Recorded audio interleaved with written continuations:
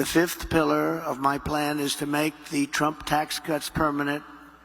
They are massive tax cuts, biggest ever, permanent. And to cut taxes even more, and we will have no tax on tips, something which they copied 4 weeks after I said it. She got up and said, no tax on tips. I said, I just said that. She is actually copying a lot of my plan. In fact, we're going to send her a MAGA cap sometime in the next week. We're having a special one made. But we also know she doesn't mean it. She's going to stick with what her whole life has been about.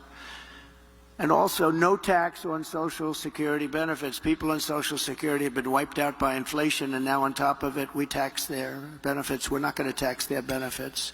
We have so many different ways of making so much money. This country, the potential is so incredible. We don't have to take it away from people on Social Security. We're not going to do that. We're going to save Social Security. She's going to destroy Social Security. Under the Trump administration, we proved that targeted tax cuts do not increase the deficit.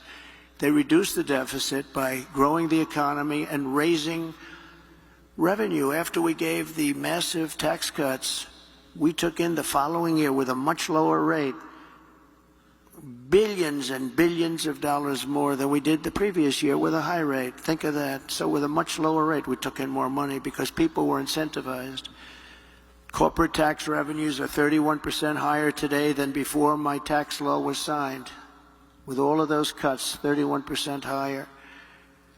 To further support the revival of American manufacturing, my plan calls for expanded R&D tax credits, 100% bonus depreciation, expensing for new manufacturing investments, and a reduction in the corporate tax rate from 21% to 15% solely for companies that make their product in America.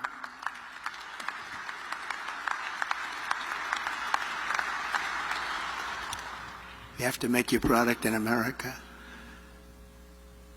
If you outsource, offshore, or replace American workers, you're not eligible for any of these benefits. In fact, you will pay a very substantial tariff when a product comes in from another country that's made in another country and comes in. There'll be a big tariff on that product because we want to make our goods in America, and most of them we can.